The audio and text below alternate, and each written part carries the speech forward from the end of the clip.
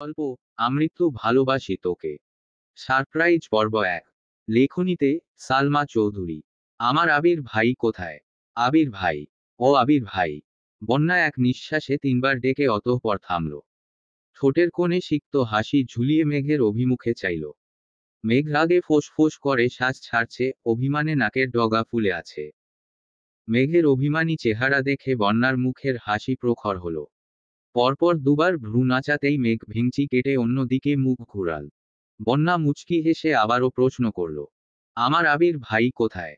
মেঘ কপালে কয়েক স্তর ভাঁজ ফেলে গম্ভীর কণ্ঠে বলল, আবির ভাই তোর হলো কবে থেকে? তুই যেদিন থেকে আমার ভাসুরের বউ হয়েছিস সেদিন থেকেই উনি আমার আবির ভাই হয়ে গেছে। মেঘ দাঁতে দাঁত পিষে বলল, আবির ভাই শুধুই আমার। বন্যা শান্ত কণ্ঠে বলল, আমি কি বারণ করলাম নাকি? আমার আবির ভাই তো তোরই। আমার আবির বলবি না। মেজাজ খারাপ হয় আমার। তুই যখন আমার সামনে আমার ভাসুর মানে তোর জামাইকে ভাইয়া বলে ডাকিস তখন আমার কেমন মেজাজ খারাপ হয় বল। আমি তোর ভাইয়াকে ভাইয়া বলে ডাকলে তোর কেমন লাগবে? বলবো, তানভীর ভাইয়া বলে ডাকবো। মেঘ অগ্নিদৃষ্টিতে তাকিয়ে চিৎকার করল, চুপ থাক। আমার ভাইয়া শুধু আমার ভাইয়া, বুঝতে পেরেছিস? বন্যা একটু সময় চুপ থেকে ফের বলল, এই যে তুই রাগ করে অসময়ে বাড়ি থেকে বেরিয়ে এলি আমার ভাসুর আমাকে প্রশ্ন করলে কি জবাব দিব আমি? তুই বলবি তুই কিছুই জানিস না। আমাকে তুই চিনিস না। বন্যা আর চোখে দূরে রাস্তার দিকে তাকিয়ে মৃদুস্বরে বলল, ওই দেখ, তোর ভাইয়া আসতেছে। বন্যা ঝটপট দূর্বাঘাস থেকে উঠে দাঁড়িয়ে জামা ছেড়ে নিল। মেঘের পাশ থেকে ব্যাগটা টেনে দ্রুত গতিতে হাঁটতে শুরু করলো। এর মধ্যে মেঘ উঠে দাঁড়ালো। বন্যা কয়েক কদম সামনে এগুতেই তানভীর বন্যার ঠিক সামনে এসে বাইক থামালো। হেলমেট খুলতে খুলতে গুরুতর কণ্ঠে আওড়াল, আমাকে দেখে পালাচ্ছিলে কেন? বন্যা এক পলক মেঘকে দেখে অত্যন্ত কোমল গলায় বলবো, আপনি যাকে ভাবছেন আমি আসলে সে না। সঙ্গে সঙ্গে এক আঙুলে মেঘের দিকে ইশারা করে ফের বলল, ওই যে মেয়েটাকে দেখছেন আমি কিন্তু মেয়েটাকে একদমই চিনি না। মেঘ নামে কাউকে আমি চিনতেই পারি না। আমি হাঁটতে বেরিয়েছিলাম। আর হাঁটতে হাঁটতেই এখানে চলে এসেছি। তানভীর হেলমেটের উপর কনুই রেখে থুতনিতে 2 আঙুল চেপে বন্যার কথাগুলো খুব মনোযোগ দিয়ে শুনছিল। বন্যার কথা শেষ হতেই ঠোঁটে স্মিত হাসি টেনে বলল, ও আচ্ছা, এই তাহলে কাহিনী। তুমি হাঁটতে হাঁটতে 14 কিলো চলে এলে অথচ জানোই না কিছু। অচেনা এক মেয়ের সাথে গত 1 ঘন্টা 26 মিনিট যাবৎ গল্প করতেছ সেদিকেও খেয়াল নেই। তুমি যে আমার বউ সেটা মনে আছে তো? নাকি আমি কে তাও ভুলে গেলে? বন্যা ঘন ঘন পল্লব ঝাপটে ধীর গলায় বলল, আপনাকে খুব চেনা চেনা লাগছে। কথায় যেন দেখেছি। আপনি কি নাটক করেন? না, একদম না। আমি সিনেমা করি। পূর্ণদৈর্ঘ্য বাংলা ছায়াছবি প্রেমের নাম বেদনা। আমার বউ আমাকে চিনে না। বন্যা নিঃশব্দে হেসে মেঘের দিকে তাকালো। চাপা স্বরে বিড়বিড় করে বলল, আপনার বোন বলেছে আমি তাকে চিনি না, এটা সবাইকে বলার জন্য। তানভীর কপাল গুটিয়ে মেঘের দিকে নির্বিকার ভঙ্গিতে বলল, এই মেয়েকে? আমিও তাকে চিনি না। আমি আমার বউকে নিতে এসেছি। যার যার বউ দায়িত্ব তার তার। আল্লাহ, তোমার কাছে লক্ষ কোটি শুক্রিয়া। আমার বউ আমাকে ভুলেনি।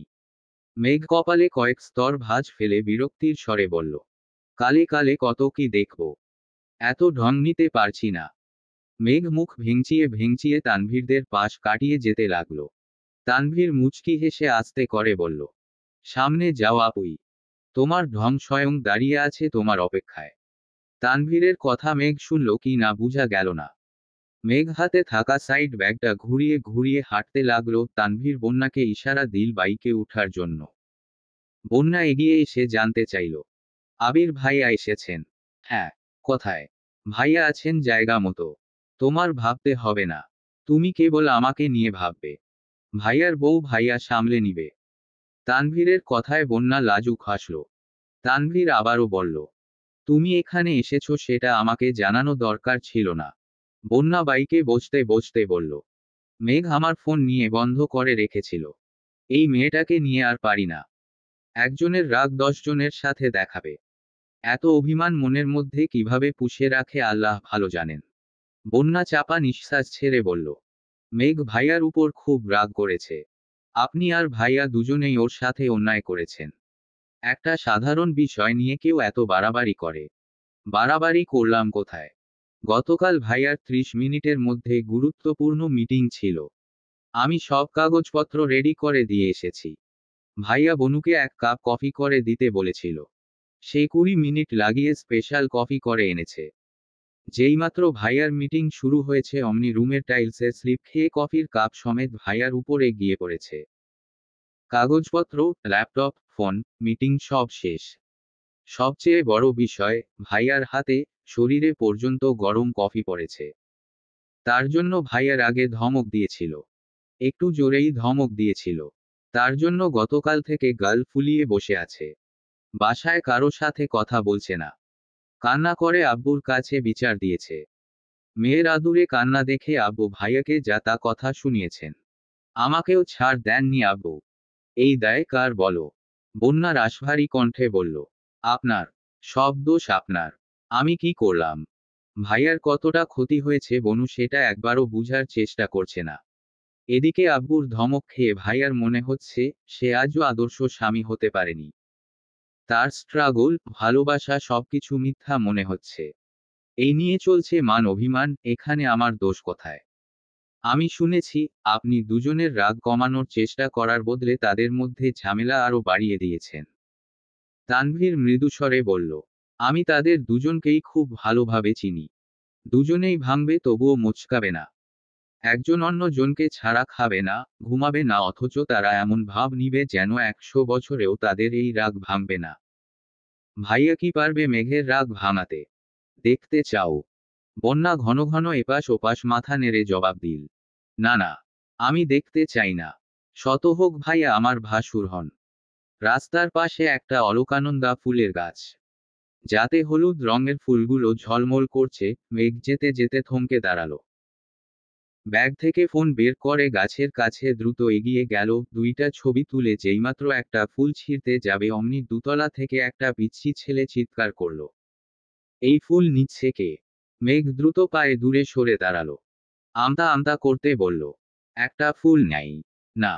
মেঘ মন খারাপ করে ফুলগুলোর দিকে তাকিয়ে দীর্ঘ নিঃশ্বাস ছাড়ল।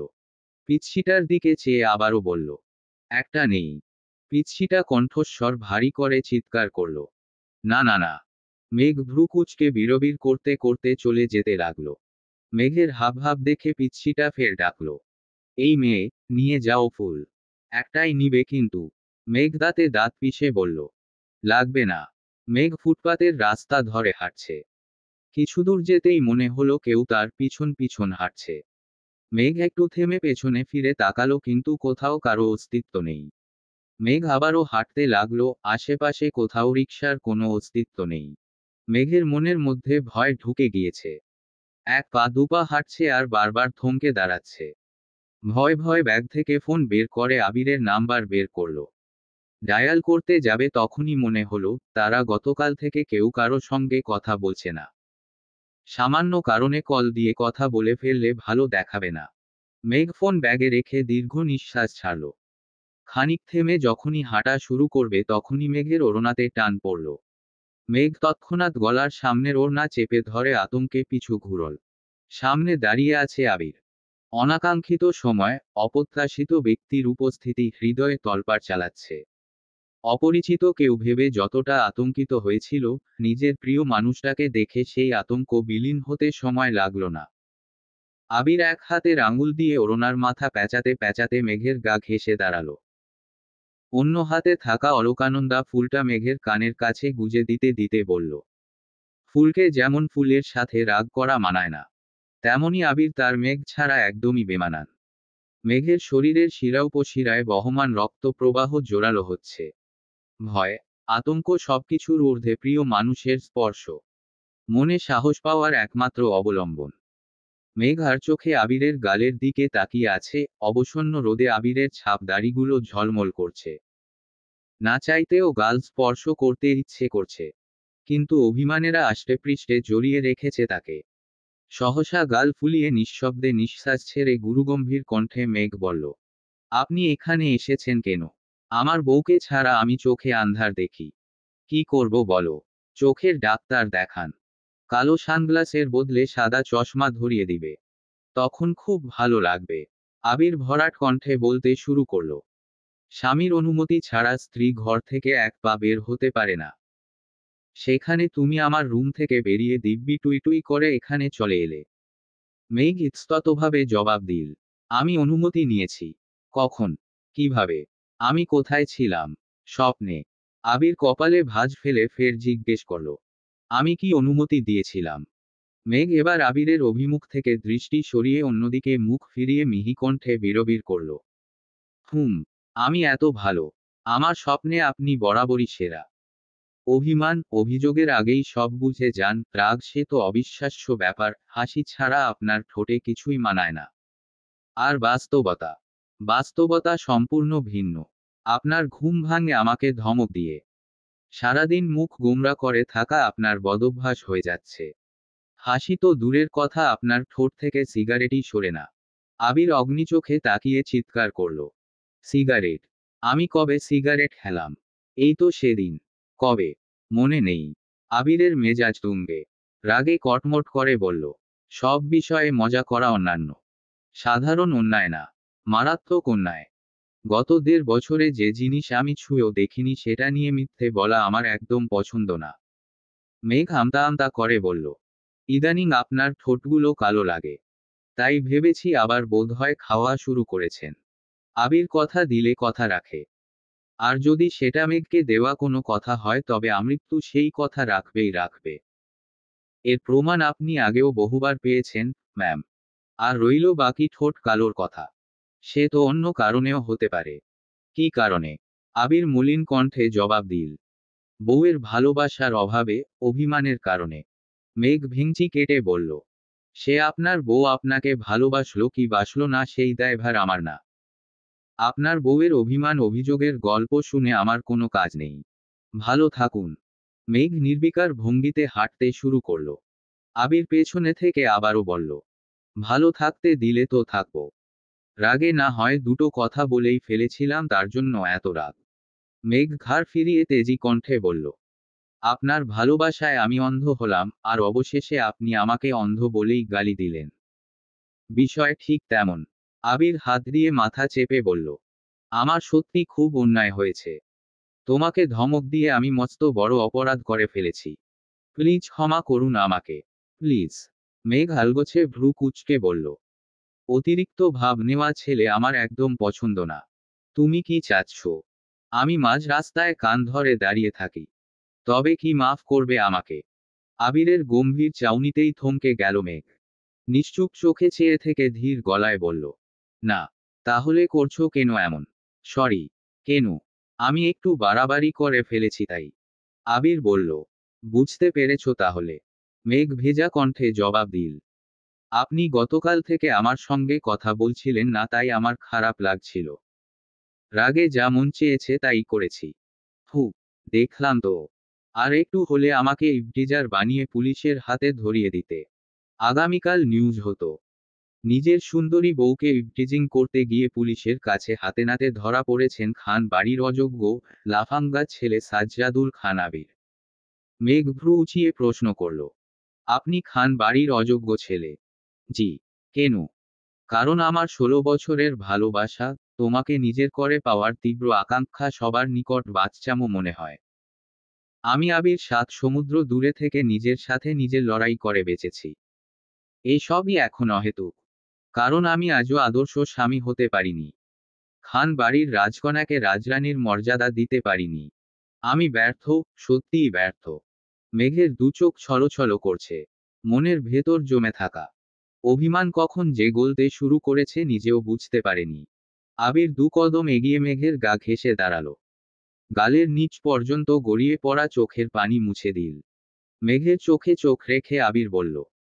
তোমার মনের কোণে জমে থাকা অভিমান আমার নির্ঘুম রাত কাটানোর একান্ত সত্তা।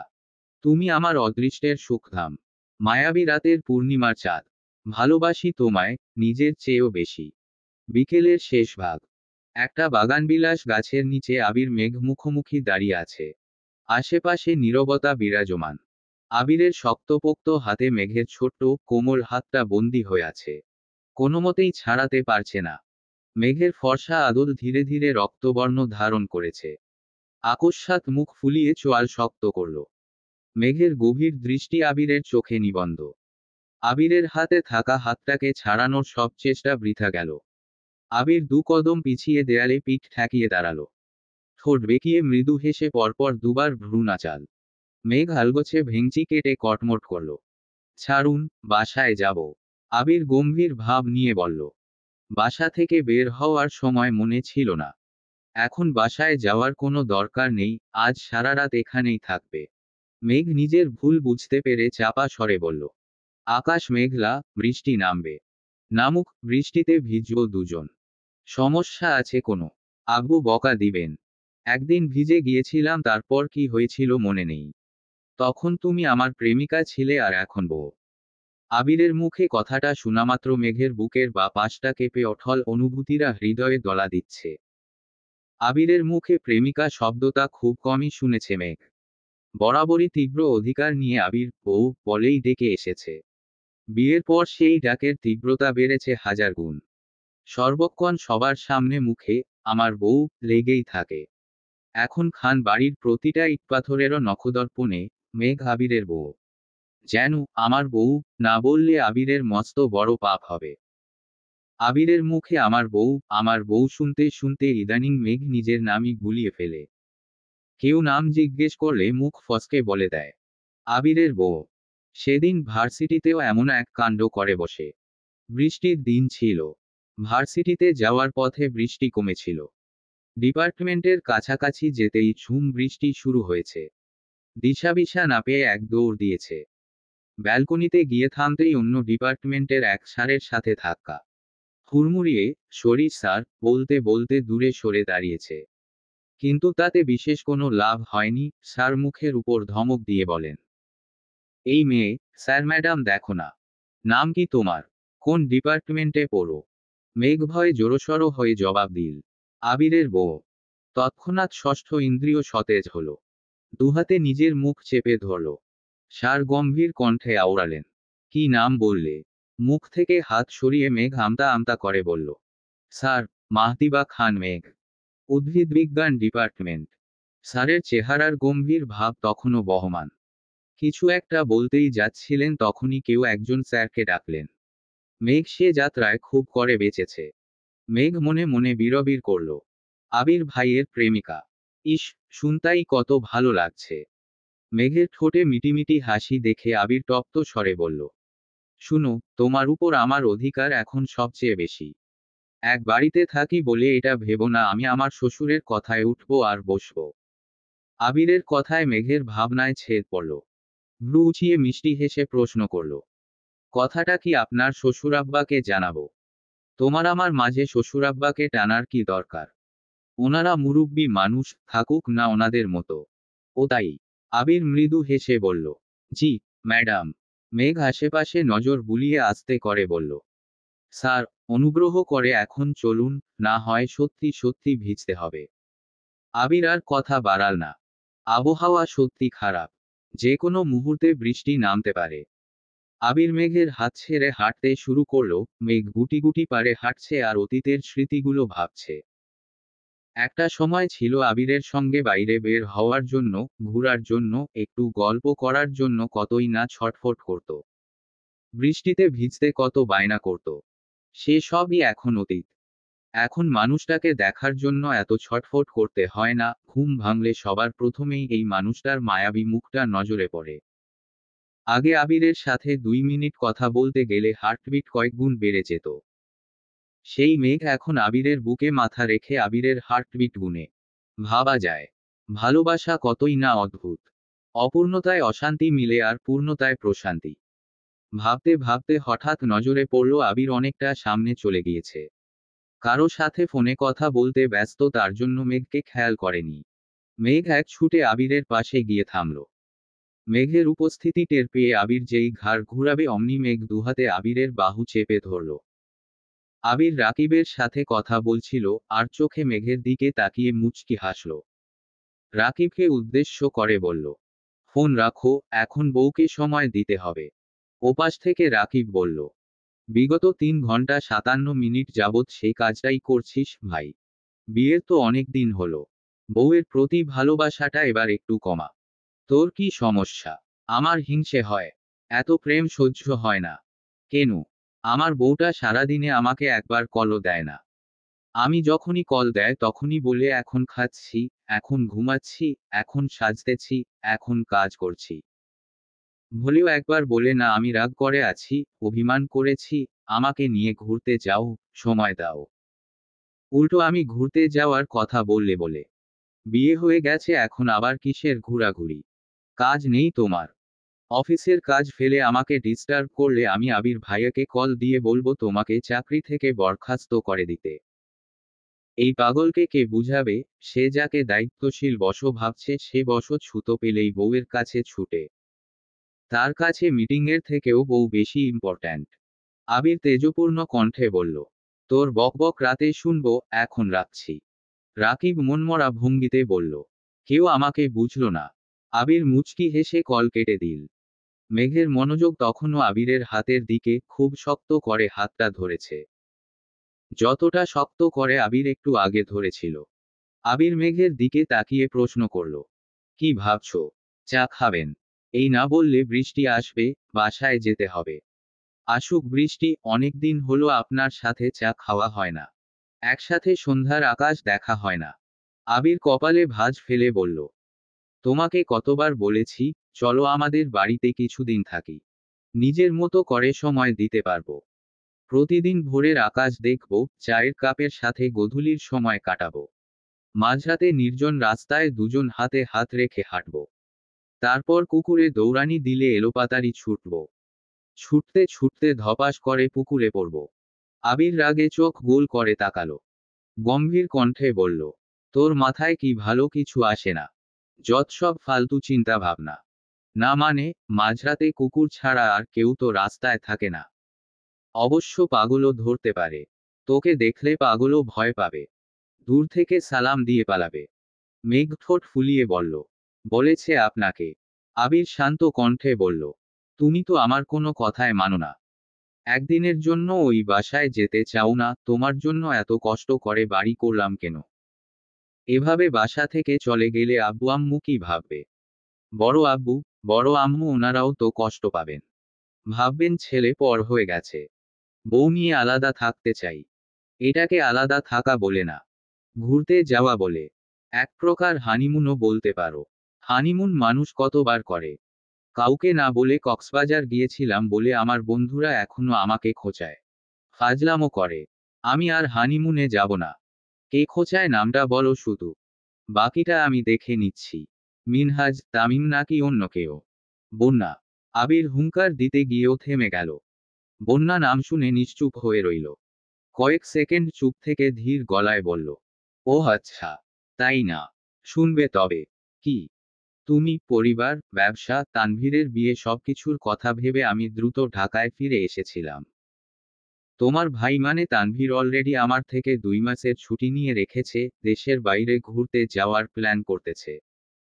কমপক্ষে 1 মাস কারো সাথে যোগাযোগই রাখবে না। সত্যি? হ্যাঁ, তোমার বান্ধবী ফিরলে তারপর তুমিও বলতে পারবে। মেঘ জিভ দিয়ে ঠোঁট ভিজিয়ে আস্তে আস্তে বলল, আমাদের হানিমুনের সময়টা কম হয়ে গেল না? হু, সেজন্য ভাবছি সামনের মাসে একটা ট্যুর দিব। কোম্পানির কিছু কাজ আছে, সাথে তোমাকেও নিয়ে যাব। তানভীরের আগে দেশের বাইরের হানিমুনটা আমরাই করে আসবো, ইনশাআল্লাহ। কোথায়? এখন কিছু বলবো না। আগে তোমার পাসপোর্ট করতে হবে। ভাইয়া জানে? না। কেউ কিছুই জানে না, তুমিও আগ বাড়িয়ে কাউকে কিছু বলবে না। তোমার বেস্ট ফ্রেন্ড বনাকেও না। মনে থাকবে। জি। আবির আর কিছু বলেনি, চুপ করে হাঁটছে। মেঘ চোখ ঘুরিয়ে আশেপাশের মানুষদের দেখছে। ব্যস্ত শহরের সকল ব্যস্ততার মাঝেও মেঘের নজর শুধু কাপলদের দিকে, কেউ কেউ শাড়ি পরেছে, চুলে ফুল দিয়ে বয়ফ্রেন্ড কিংবা হাসব্যান্ডের হাতে হাত রেখে রাখছে। কত স্নিগ্ধ সে দৃশ্য! মেঘ নিজের দিকে এক নজর তাকিয়ে দীর্ঘনিশ্বাস ফেলল। মনে মনে বিড়বিড় করল, আজকের পর রাগ করলেও শাড়ি পরে বের হতে হবে। চুলে ফুল দিয়ে সেজেগুজে ঘুরতে হবে। তবেই না মানুষ আমাদের দিকে তাকাবে। না হয় আবির ভাইয়ের পাশে আমাকে বড্ড বেমানান লাগবে। আবির মেঘ চা খেতে খেতে গল্প করছিল। মেঘ অন্যমনস্ক চোখে দূরে তাকিয়ে আছে। কয়েক মুহূর্ত পর হঠাৎ ডাকল, আবির ভাই। জি আপু। আপু শব্দটা কর্ণকুহরে প্রবেশ মাত্র চোখ বড় করে তাকালো। শক্ত কণ্ঠে বলল, আপু বললেন কাকে? তোমাকে। আমি আপনার আপু হই।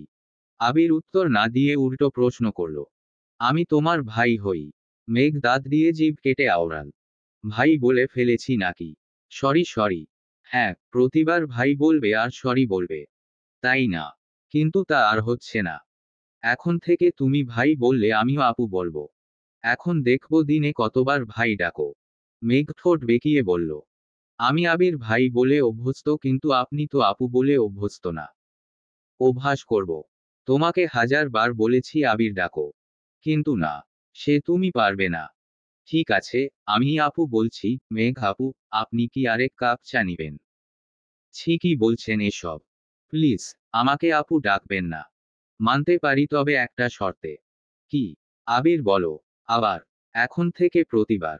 আমি পারবো না। আবির ধমকের স্বরে বলল, বলো। মেঘ ঠোঁট উল্টিয়ে কোনোমতে আবির বলেই দুহাতে নিজের মুখ ঢেকে ফেলল। মেঘের বুকের ভেতরটা মোচড় দিয়ে উঠেছে। লজ্জায় ভেতরটা হাঁস ফাঁস করছে। আবির মেঘকে নিজের দিকে ঘুরিয়ে উদ্গ্রীব হয়ে বলল, ম্যাম, এখনো এত লজ্জা পেলে হবে? সংসার করতে হবে না। আমাকে আহিয়ার আব্বু হতে হবে না। লজ্জায় মেঘের চিবুকারও নেমে গেছে, ঠোঁটজোড়া তিরুতির করে কাঁপছে। শরীরের প্রতিটা শিরা উপশিরায় কম্পন অনুভব হচ্ছে। মেঘ মাথা নিচু করে দাঁত দিয়ে ঠোঁট কামড়াচ্ছে। আবির মেঘের দিকে তাকিয়ে মিটিমিটি হাসছে।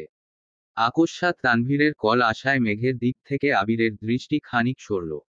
এতেই মেয়েটা স্বস্তি ফিরে পেল। আবির জিজ্ঞেস করল, কিরে কোথায় আছিস? আছি তোমাদের আশেপাশেই। আশেপাশে থাকার কি দরকার? খুব বেশি সমস্যা না হলে চল একসাথে বসি, চা খাই, গল্প করি। এখন তো অবৈধ সম্পর্ক না, বৈধ সম্পর্কে আছিস। তোমরা বসো, আসছি কিছুক্ষণের মধ্যে। ঠিক আছে। মেঘ লজ্জায় সেই যে চোখ সরিয়েছে আর তাকানোর নামই নিচ্ছে না। আবির কয়েকবার ডেকেছে কিন্তু সারা শব্দ নেই। আবির কিছু সময় নিষ্পলক চোখে চেয়ে রইল। আবিরের কণ্ঠস্বর শান্ত, কোমল গলায় বলতে শুরু করল, প্রিয় কাদম্বিনী, আমার প্রণয়কাব্যের না লেখা এক কবিতার শেষ। মেঘ তৎক্ষণাৎ ঠোঁট ফুলিয়ে বলল, প্লিজ আমাকে কাদম্বিনী ডাকবেন না। আবির থামল, সরু চোখে তাকিয়ে প্রশ্ন করল, কেন? মেঘের কণ্ঠস্বর নিরেট, গম্ভীর গলায় বলতে লাগল, আপনার মুখে মেঘ ব্যতীত অন্য কোনো মেয়ের নাম শুনতে চাই না। ডাইরেক্ট কিংবা ইনডাইরেক্ট কোনোভাবেই না। আপনি আমার, মানে শুধুই আমার। আপনার মনের ভেতর থেকে বাইরে পর্যন্ত সবটাই আমার দখলে। কথাটা মাথায় রাখবেন। আবির হতভম্ব হয়ে রইল। কয়েক সেকেন্ড নীরবে মেঘের দিকে তাকিয়ে থেকে আচমকা প্রশ্ন করল, বাই এনি চান্স তুমি কি কারো প্রতি জেলাস? না। আপনি আমাকে কাদম্বিনী বলেছেন, যার অর্থ মেঘমালা।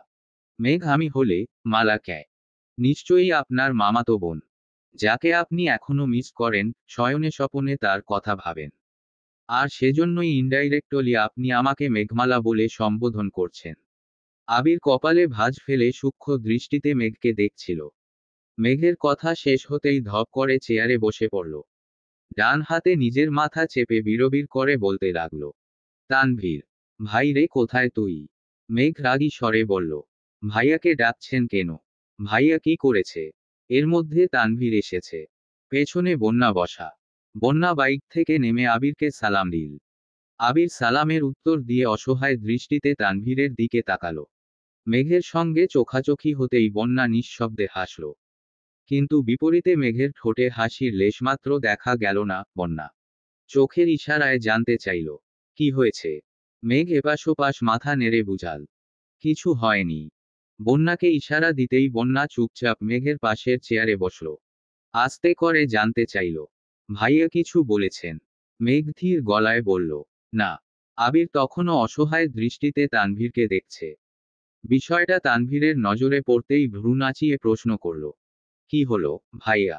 আবির ভাবুক স্বরে বলল, ভাই, তুই ঠিকই বলেছিলি। তানভীর আশ্চর্য নয়নে তাকিয়ে প্রশ্ন ছুড়ল, আমি আবার কবে কি বললাম?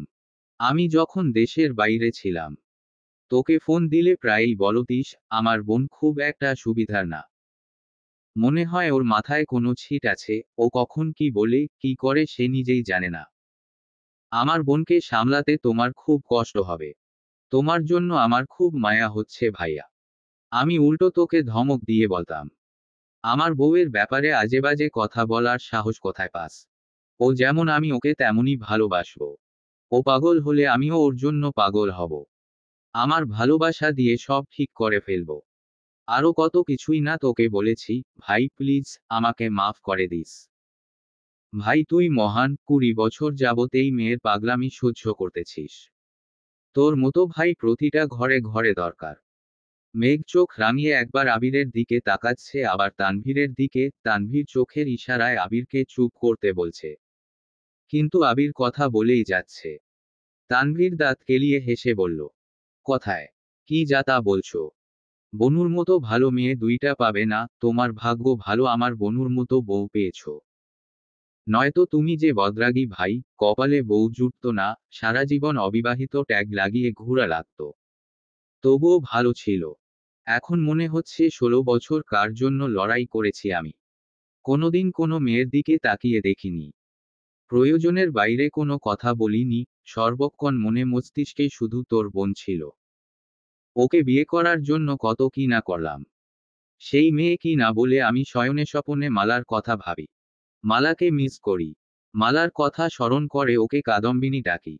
তানভীর প্রশ্ন করল, কাদম্বিনীর সাথে মালার কি সম্পর্ক?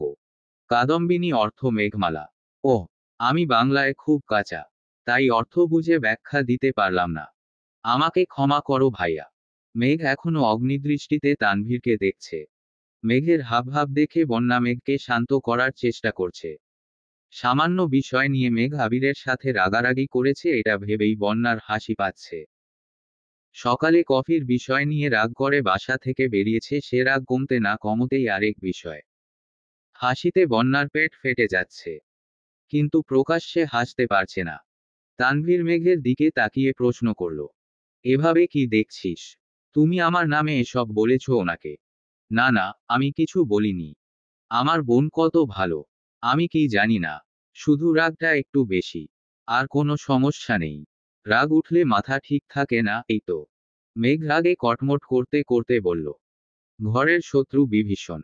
বন্যা মেঘকে থামাতে ধীর গলায় বলল, কি সব বলছিস? সামান্য বিষয় নিয়ে কেউ এত রাগ করে? তুই ওদের চিনিস না, আমি ওদের হাড়ে হাড়ে চিনি, পুরুষজাত মানেই খারাপ। তাদের মনে এক বাইরে আরেক, দেখাবে খুব ভালো মানুষ, আদতে কিছুই না। আবির আর চোখে তাকিয়ে প্রশ্ন করল, আমিও কি তেমন? মেঘ ঘন ঘন উপর নিচ মাথা নাড়ল।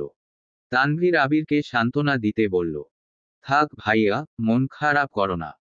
ছেলে মানুষ ঝামেলা মানে পুরো পৃথিবীর সব পুরুষই খারাপ। তুমি একা ভালো হওয়ার সুযোগ নেই। যেই তুমি মালাকে মিস করো সে তো আরো বেশি খারাপ।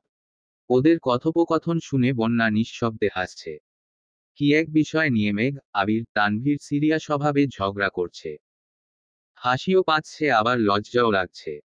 আশেপাশের মানুষজন কেমন করে তাকিয়ে আছে। তানভীর বন্যার দিকে এক নজর দেখল। মেঘকে রাগানোর জন্য ইচ্ছে করে বলল, ভাগ্যিস আমার বউটা ম্যাচিউর, এদিক থেকে আমি নিশ্চিন্ত। আবির আর চোখে মেঘকে দেখছে আর মুচকি মুচকি হাসছে। মেঘ যে রাগে আগুন হচ্ছে সেটা বুঝার বাকি নেই। মেঘ চোখ লাল করে তানভীরের দিকে তাকিয়ে আছে। তানভীর মেঘকে ভেঙাচ্ছে। এতে মেঘের রাগ আরো বাড়ছে। বন্যা দুহাতে মুখ চেপে হেসেই যাচ্ছে। কয়েক মুহূর্ত নিশ্চুপ থেকে মেঘের গর্জনের মতো হঠাৎ বলে ওঠল, ছি ভাইয়া, তুমি এখনো তোমার এক্সকে মিস করো? তানভীর চমকে ওঠল। সেই সাথে বন্যাও। তানভীর বলল, মানে? সরি ভাইয়া, অতীত ভুলতে না পারলে তোমার কাছে আমার বান্ধবীকে দিতে পারছি না। আমি আগেই বলেছিলাম পুরুষ জাতি খারাপ। দেখলি বন্যা, সেই দলে আমার ভাই আছে। বন্যার মুখের হাসি গায়েব হয়ে গেছে। মেঘের কথা ঠিকমতো বুঝতে পারছে না। তানভীর, আবির দুজনেই মুখ চাওয়াচাওয়ি করছে। তানভীর প্রশ্ন করল, আমি কি করলাম? তুমি করনি, তোমার অতীত করেছে। কি যেন নাম? আয়েশা না? বন্যার মুখ ভার হয়ে আছে। হাসির ছিটে ফোঁটাও নেই মুখে। তানভীর বক্রদৃষ্টিতে বন্যাকে একবার দেখল। মেয়েটা মুখ ফুলিয়ে বসে আছে। তানভীর ভ্রু কুঁচকে বলল, অতীত থাকাটা কি দোষের? হঠাৎ সেই নাম কেন উঠছে? কারো অতীত থাকাটা দোষের নয়। তবে অতীতের স্মৃতি আঁকড়ে তার নামের প্রথম অক্ষরের টি শার্ট পরে ঘুরঘুর করাটা দোষের। আর এই দোষ ক্ষমার অযোগ্য। তানভীর চমকে উঠে নিজের পরনের টি শার্ট দিকে তাকালো। ডিজাইনিং টি শার্টের মাঝখানে এ লেখা। স্পষ্ট তাকালে বোঝা যায় না, তবে কেউ সূক্ষ্ম নজরে চাইলে ঠিকই বুঝবে। মেঘ বেশ কিছুক্ষণ পর্যবেক্ষণ করে অক্ষরটা খুঁজে পেয়েছে। বন্যা, আবির, তানভীর তিনজনের নজরই টি শার্টে। আবির শান্ত কণ্ঠে বলল, বউ, আমার সম্বন্ধী তোমার মতো এত বিচক্ষণ না। টি শার্টের ডিজাইনের ভেতর এ লেখা নাকি এস লেখা সেসব দেখার সময় আছে নাকি তার? সময় না থাকলে এক কালার টি শার্ট পরবে।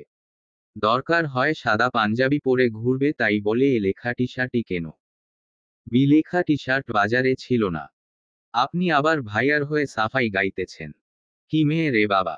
তানভীর বন্যার দিকে তাকিয়ে বলল, তোমার ননদকে একটু বুঝাও। এতক্ষণ বন্যার মুখে হাসি থাকলেও এবার সে নির্বাক। মেঘকে বুঝানোর চেষ্টাও করল না। ছোটখাটো বিষয়ে মেয়েরা খুব তাড়াতাড়ি কষ্ট পায়। এতক্ষণ মেঘের কথাগুলো ফাজলামো মনে হলেও এবার না চাইতেও বন্যা সিরিয়াস হয়ে গিয়েছে। গলা দিয়ে কথা বের হচ্ছে না। বুঝাতে চাচ্ছে সে একদম ঠিক আছে, কিন্তু চোখে মুখে ফুটে উঠছে সে ঠিক নেই। মিনিট 10 চলল তানভীর আর মেঘের ঝগড়া। মাঝখানে মাঝখানে আবির দুয়েকটা কথা বলে সেটাতেও হাজারটা দোষ ধরছে মেঘ। সকালের রাগটা এখনো পুরোপুরি কমেনি। 10 মিনিট যাবৎ বন্যা নিশ্চুপ বসে আছে। ঝগড়ার এক পর্যায়ে মেঘ বসা থেকে উঠে দাঁড়ালো। বন্যার হাত ধরে বলল, চল আমার সাথে। ওদের সাথে কথা বলে কোনো লাভ নেই। পুরুষ জাতি খারাপ। একজন মালাকে ছাড়া বাঁচবে না, আরেকজন আয়েশাকে ছাড়া। শুধু শুধু তোর আমার জীবন নিয়ে ছিনিমিনি খেলছে। আবির বসা থেকে উঠে বলল, এই দাঁড়াও, আমি তোমাকে বাসায় পৌঁছে দিব। তানভীরের দিকে তাকিয়ে আবার বলল, এই তানভীর, ওকে বাসা পর্যন্ত দিয়ে আয়। মেঘ গর্জে ওঠে বলল, কোনো দরকার নেই। আমরা বাসা চিনি, একাই যেতে পারবো। আবির গম্ভীর কণ্ঠে ডাকল, মেঘ। মেঘ রাগে কটমট করে বলল, খান বাড়িতে আপনাদের প্রবেশ নিষিদ্ধ। আমি এক্ষুনি বাসায় গিয়ে আব্বু, বড় আব্বুকে সব বলবো। বাসার আশেপাশেও যেন আপনাদের না দেখি। মেঘ বন্যাকে টানতে টানতে নিয়ে একটা রিকশায় উঠে বসল। তানভীর হতবাক হয়ে চেয়ে আছে। মেঘের রাগ উঠলে মাথা ঠিক থাকে না, তাই বলে বন্যাও। বন্যা মুখ ফুলিয়ে চলে গেল। ওর কি উচিত ছিল না তানভীরের সাথে যাওয়া? রাত 9টার উপরে বাজে। তানভীর বন্যাদের বাসার সামনে দাঁড়িয়ে আছে। বন্যাকে একের পর পর এক কল দিচ্ছে কিন্তু রিসিভ করছে না। নতুন জামাই অসময়ে বাসায় যেতেও লজ্জা লাগছে। অনেকগুলো কল দেওয়ার পর অবশেষে কল রিসিভ করেছে। বলুন, কোথায় ছিলে এতক্ষণ? কতগুলো কল দিয়েছি তোমাকে। আমি ঘুমিয়েছিলাম, দেখিনি। আমার কেন যেন মনে হচ্ছে না। তুমি নিচে আসো তো, দেখি একটু। বন্যা চমকে ওঠে জিজ্ঞেস করল, আপনি কোথায় এখন? অফিস থেকে কল দিতে দিতে এখন তোমাদের বাসার নিচে আছি। দাঁড়িয়ে থাকতে থাকতে পা দুটো ব্যথা হয়ে গেছে। আসো প্লিজ। বন্যা কিছু বলার সাহস পেল না। বেরিয়ে এলো বাসা থেকে। রাত গভীর। পরিবেশ একদম শান্ত। তানভীরের পরনে এখন কালো রঙের টি শার্ট, যার মাঝখানে সাদা রঙে বড় করে লেখা বিবন্যা। টি শার্টের দিকে একবার দেখলো কিন্তু তানভীরকে কিছু বুঝতে দিল না। বলল, এত রাতে আপনি এখানে? নিজের বিয়ে করা বউকে দেখতে আবার সময় লাগে নাকি? ইচ্ছে হয়েছে এসেছি। বাসায় নিতে পারছি না বলে কি বউকে দেখতেও আসতে পারবো না? আমি সেটা বলিনি। তখন রাগ করে চলে এলে কেন? বন্যা মলিন হেসে বলল, রাগ করিনি। তা তোমার চোখ মুখ দেখেই বোঝা যাচ্ছে। বনুরাগের মাথায় কি কি বলল, তুমিও ওর সঙ্গে সিরিয়াস হয়ে গেলে। এটা কি হলো? বন্যা উত্তর দিচ্ছে না। তানভীর আবারও বলল, বনু বাসায় গিয়ে কি বলেছে জানো? কি বলেছে? আমি নাকি তোমার সাথে সিরিয়াস ঝগড়া করেছি। বনুকেও বকা দিয়েছি। আরও কি কি বলেছে কে জানে। আব্বু আমাকে কল দিচ্ছে, ইচ্ছে মতো বকা দিয়েছে। ওর জন্য সকালে একবার ধমক খেলাম, একটু আগে আবার। বাসায় যাওয়ার পর নিশ্চয়ই আবার খাবো। কিন্তু বনু সে তো দিব্যি আছে। বন্যা চাপা স্বরে বলল, অনেক রাত হয়েছে, বাসায় যান। যাব তার আগে এ লেখা টি শার্টটা পুড়িয়ে তোমার মনের ভেতরের ক্ষোভ, অভিমান, কষ্টগুলো দূর করে নেই। কিছু পুরাতে হবে না। পুরাবো তো অবশ্যই। দেখো ব্যাগে করে টি শার্ট নিয়ে এসেছি। হঠাৎ রাস্তার পাশ থেকে কেউ একজন বলে উঠলেন, আগেই বলেছিলাম এই ছেলেকে বিয়ে করো না। রাস্তায় রাস্তায় ঘুরতে হবে। আমার কথা মানলে না। আজ যদি আমাকে বিয়ে করতে রাজি হতে তাহলে আমার মনে জায়গা পেতে চায়ের দোকান তোমার নামে করে দিতাম। তানভীর বন্যা দুজনেই সেদিকে তাকালো। মোখলেস মিয়া এক বালতি পানি হাতে দাঁড়িয়ে আছে। তানভীর রাগে ফোঁস করে অঠল। বন্যা তৎক্ষণাৎ তানভীরের হাত চেপে ধরে বলল, রাগ দেখাবেন না প্লিজ। মোখলেস মিয়া আবার বললেন, আমি এখনো তোমাকে ভালোবাসি, আমার মনের দরজা তোমার জন্য এখনো খোলা। তানভীর রাগান্বিত কণ্ঠে বলল, আমি কি দাদিকে খবর দিব? আমার বউয়ের দিকে কুঞ্জর দিলে আপনার সংসারে আগুন জ্বালিয়ে দিব। ফায়ার সার্ভিসের 3 টিম এসেও সে আগুন নেভাতে পারবে না। এই আমি বলে রাখলাম। মোখলেস মিয়া হাসতে হাসতে বলছেন, দাদিরে আর কউন লাগতো না। আমি যাইতাছি। চা খাইয়া যাইও। বন্যা তানভীরের দিকে তাকিয়ে বলল, এত ভালোবাসেন আমাকে? জি। তবে এ লেখা গেঞ্জি পরলেন কেন? আবার, এরপর থেকে যা কিনব সব তোমাকে সাথে নিয়ে কিনব। দরকার হয় অনুবীক্ষণ যন্ত্র দিয়ে দেখে নিব এ অক্ষর আছে কিনা। বন্যা মুচকি হেসে বলল, আমি মজা করেছি। তানভীর গম্ভীর কণ্ঠে বলল, কিন্তু আমি সিরিয়াস। রাত 10:26 মেঘ সদর দরজার কাছে পায়চারি করছে। মোজাম্মেল খান সোফায় বসে চা খাচ্ছেন। হঠাৎ আবির এসে দরজায় দাঁড়াতেই মেঘ বলল, কোথায় যাচ্ছেন? আবিরের সহজ সরল জবাব, বাসায়। মেঘ চাপা স্বরে বলল, বলেছি না এই বাসায় আপনার প্রবেশ নিষিদ্ধ। আবির চোখ ঘুরিয়ে মোজাম্মেল খানের দিকে এক নজর দেখলেন, পরপর মেঘের দিকে তাকিয়ে ঠাট্টার স্বরে বলল, আমি আমার শ্বশুরবাড়িতে যাচ্ছি।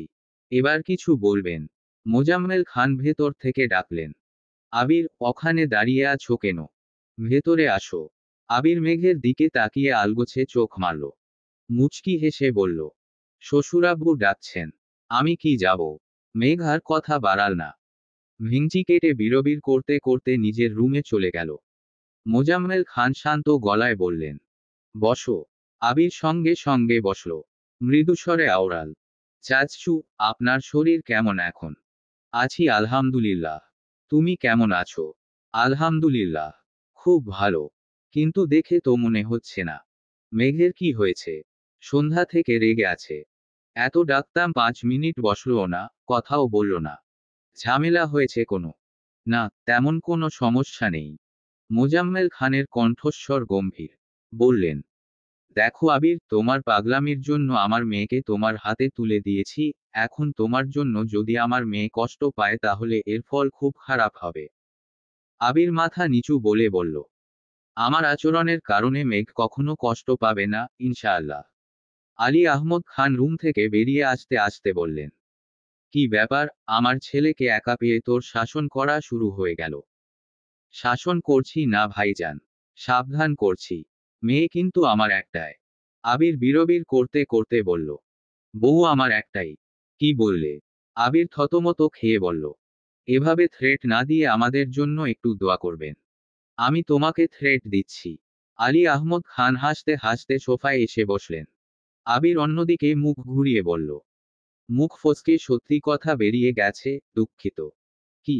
আবির মৃদুস্বরে বলল, আমার সাথে রাগ দেখিয়ে লাভ নেই, আপনার মেয়ের সাথে চলতে চলতে আমিও ওর মতো হয়ে যাচ্ছি।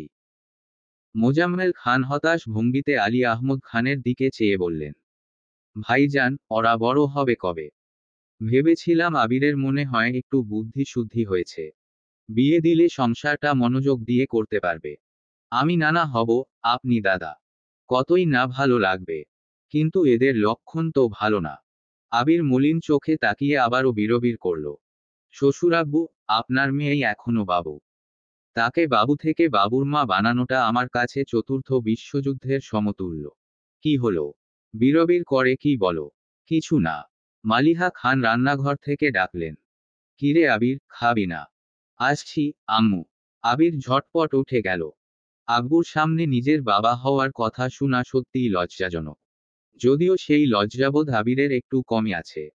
আবির খাওয়া দাওয়া শেষ করে নিজের রুমে গেল। রুম অন্ধকার। আবির রুমের আলো জ্বালাতেই দেখল রুম একদম ফাঁকা। কোথাও কারো অস্তিত্ব নেই। মেঘ মেঘ বলে কয়েকবার ডাকলো, কিন্তু কোনো সাড়া নেই, ব্যালকনিতেও কেউ নেই। আবির চুপচাপ ফ্রেশ হতে গেল। মিনিট কয়েক পর একটা বালিশ নিয়ে রুম থেকে বেরিয়ে সোজা মেঘের রুমে গিয়ে ঢুকলো। মেঘ টেবিল ল্যাম্প জ্বালিয়ে বই পড়ছিল। আবির বিছানার কাছে গিয়ে দাঁড়ালো। বালিশটা বিছানায় রাখতেই মেঘ চমকে উঠল। আপনি এখানে কেন? ঘুমাতে এসেছি। আপনার রুম নেই। আবির স্বাভাবিক কণ্ঠে বলল। তখন না বললাম, আমি শ্বশুরবাড়িতে এসেছি। শ্বশুরবাড়িতে আসলে বউয়ের রুমে থাকবো, এটাই কি স্বাভাবিক না? থাকুন আপনি আপনার শ্বশুরবাড়িতে, আমিও আমার শ্বশুরবাড়ি চলে যাচ্ছি। আবির মেঘের হাত ধরে থামিয়ে দিয়ে বলল। এই না না, একদম না। রাত কয়টা বাজে দেখেছো? কোনো ভদ্রবাড়ির মেয়ে এত রাতে শ্বশুরবাড়িতে যায় না। তুমি বরং আগামীকাল সকালে যেও।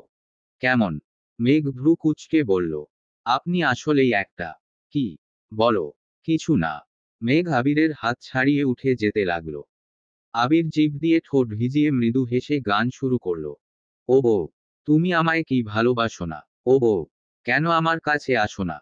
আবিরের কণ্ঠে এমন গান শুনে মেঘ হাসি থামিয়ে রাখতে পারছে না, তবুও গুরুগম্ভীর ভাব নিয়ে তাকিয়ে আছে। আবির আবারও বলল। ও বউ, তুমি রাগটা কি কমাবে না? ও বউ, একটুও কি হাসবে না? এবার বার হাসি চেপে রাখতে পারল না। মেঘের হাসতে সময় লাগলেও মেঘকে নিজের কাছে টেনে নিতে আবিরের এক মুহূর্ত সময় লাগেনি। একটানে মেঘকে শুইয়ে দিয়েছে। আবিরের বাহুর উপর মেঘের মাথা। আবির মেঘের দিকে পাশ ঘুরে শুয়েছে। মেঘের কপালের উপর পড়ে থাকা এলোমেলো চুলগুলো আলতো হাতে ঠিক করে দিচ্ছে আবির। মেঘের দুচোখ বন্ধ, হৃৎস্পন্দন বাড়ছে। গলা শুকিয়ে আসছে। ঢুক গিলতে কষ্ট হচ্ছে। আবির আকস্মাৎ মেঘের লালচে গালে চুমু খেল, মেঘের শরীরের প্রতিটা কম্পন আবির উপলব্ধি করছে। হঠাৎ মেঘের কানের কাছে ঠোঁট এগিয়ে ডাকল। বউ।